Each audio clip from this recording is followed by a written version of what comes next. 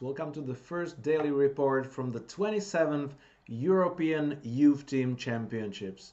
23 teams in category under 26 came to Norway to compete for hopefully 8 spots to qualify for the World Championships, and in the under 21 category there are only 10 teams in here, so basically most of them, if not all at the end, can qualify to the World Championships. We are playing in the nice campus at Oslofjord in Norway, close to the city of Stokke, and the playing area is a big sports center, which you can see now in here. The preparation before the matches is that you can see that this is just part of the hall where you can fit numerous tables so far. I don't know, 30 tables might be here, prepared also for the under 26 women category, and then for the new category, relatively new category, under 16, and they will be starting on Monday. So today I will be looking at the results of the under 26, mainly where I'm involved myself as a coach of the Czech team. Next to this championships, there is a Suivez tournament organized by the Norwegian Bridge Federation. It is one of the major tournaments here, and top players all over the world are coming here to compete in a 3-day event with match point scoring, but a Swiss movement. And the first prize is 20,000 euros. So definitely this is something what you would like to come and to compete for, because if you actually manage to win this competition, it's not just only a good effort and proving to yourself that you are one of the best in the world, but you can actually win decent money here. So you can see that there is over 60 tables, so over 120 pairs competing in here. In the previous year they organized it in Oslo Opera House, and I participated in both previous years, and I must say that I loved the competition of the Swiss match points. Also, there is one more event in this campus. It's pretty big, and aside of the European Bridge Championships, there is the World Championships in jumping rope. And it's interesting because there are, well, mainly Chinese here, but you can meet people from all over the world just next to us, so it's really nice that there's plenty of young sportsmen in here in this campus competing for the European and world medals. Okay, in bridge today we had 3 rounds. In the first round already we found out who might be the favorites of this competition, but in both categories, in under 26 and under 21, Sweden was the winner, so definitely they will be one of the top favorites here. But in under 26 category they had a bye in the first match. But with other medalists from the previous championships, the Netherlands is always strong, winning the first match against Croatia. France is doing in the history really well, beaten England, which also have a couple of medals. So with these teams we have to count. And there is also Poland, Israel, Denmark, which should be pretty strong in here, and we cannot forget for Norway. One of the jokers in this tournament hopefully will be the Czech Republic, who has beaten the home team in the BBO in the morning, which with this match you can watch in the live stream on my YouTube channel. Also, Italy always belongs to the strongest teams, and for the rest we will see in the first half if we will have some surprises. But so far, Ireland and Scotland are doing really well. Okay, in the round number 2, the biggest win was Italy against Portugal, winning over 50 IMs. So that's secured a good spot for Italy. Scotland has beaten Austria 18-2, so definitely proven that they might be, at least at the beginning, at the top, because the draw in here and in all the championships is mainly based on the results from the previous championships, where the top teams are fighting or playing against each other in the last rounds. So in the beginning, some of the weaker ranking teams from the previous year might be playing against each other, so they might be at the top, but once they start facing the top teams, usually they drop to the middle or even in the second half of the field. Okay, the Czechs did really well in Poland, winning a lot on the BBO. So this was the match which you can see on the YouTube with full comments and the boards from the second match. So I'm really proud for the guys, even there has been at the end 2 mistakes which cost us quite a lot, but still over 16 VPs over strong Poland is a good start for our guys.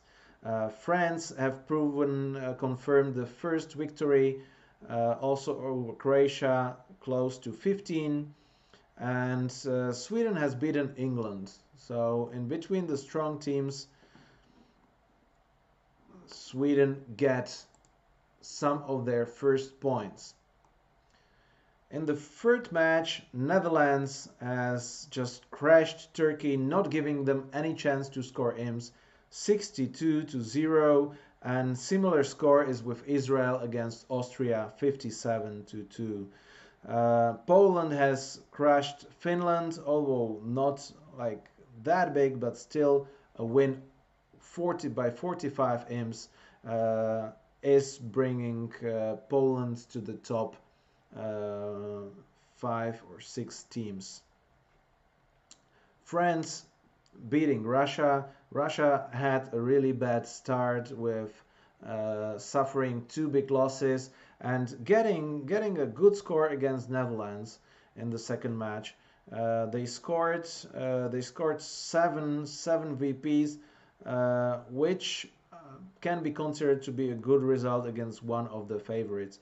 So here the results of the under 21 categories. You can see that with only 10 teams, it might be pretty clear very soon how the results will be, although there are only strong teams here.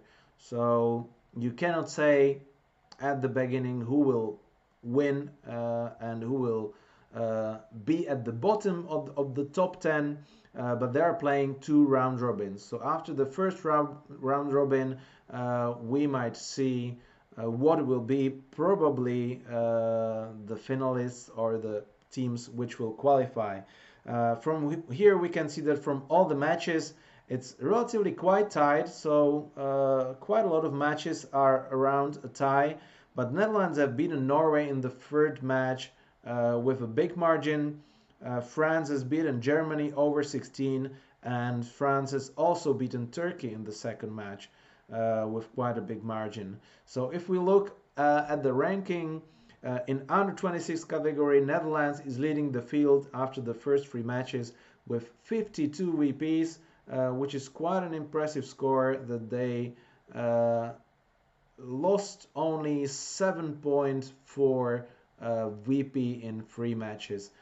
France is just behind with 50 VPs, and then we have already a couple of teams fighting for the third place, leading with Israel, Italy, Scotland, Sweden, Poland, Czech Republic, even Ireland, Germany, and Denmark and Norway has significantly over an average, which might be considered a good start.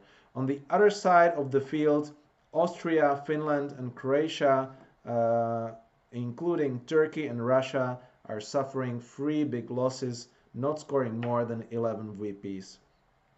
So we will see if they will manage to get some back in the second day.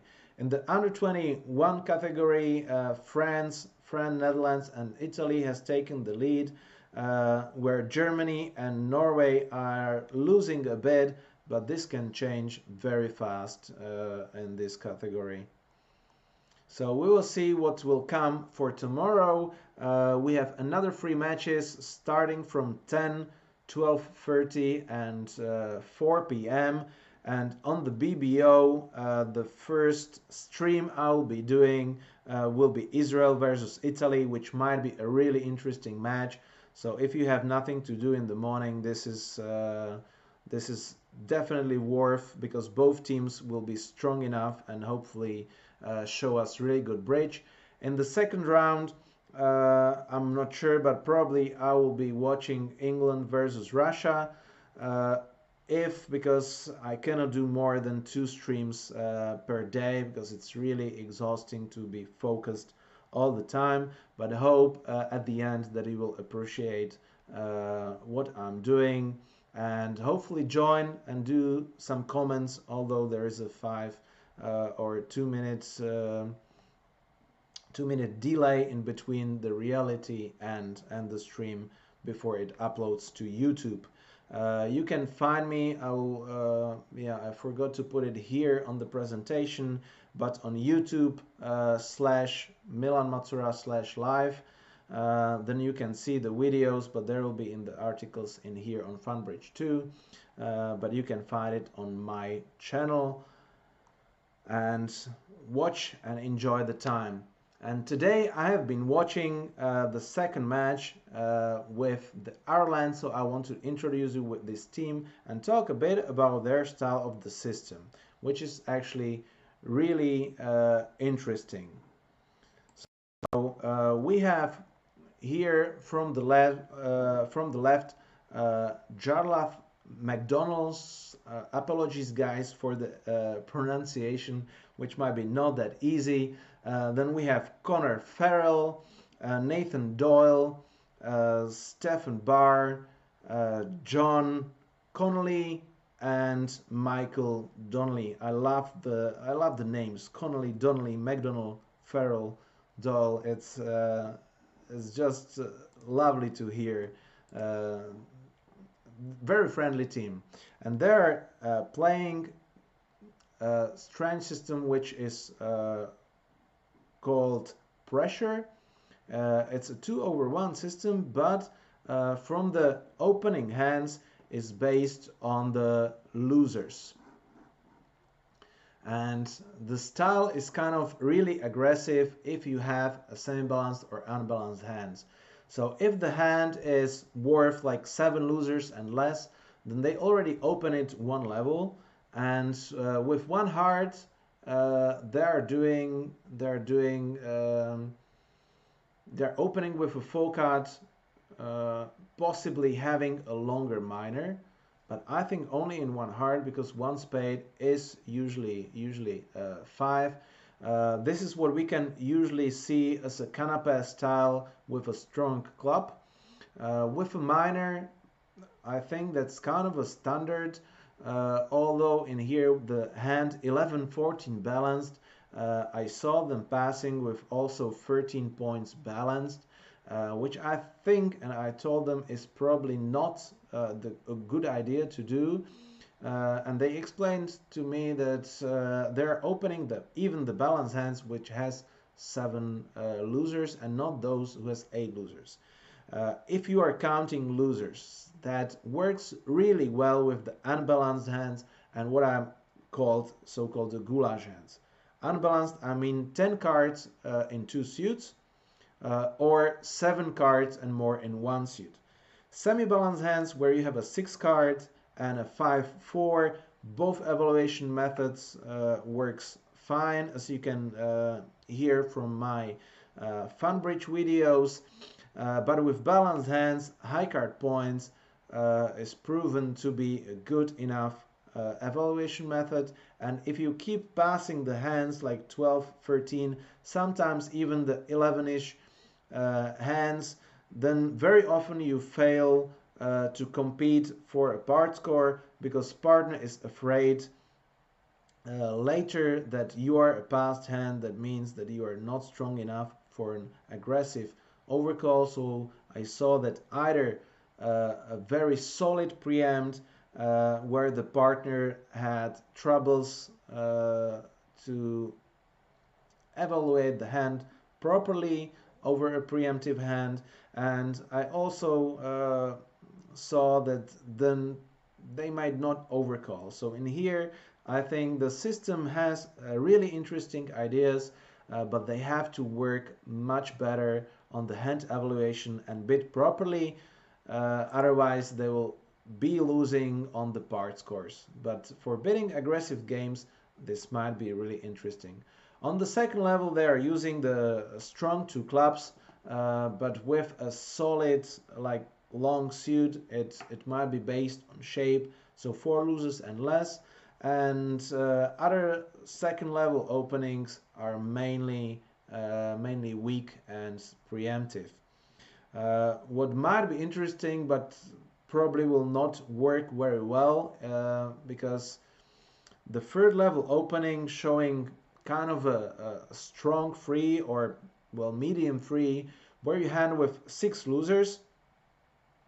It works well because yes, this is the hand which is strong enough for free, and it might be relatively, but only relatively, easy for a partner to evaluate if he's strong enough for the 4th level.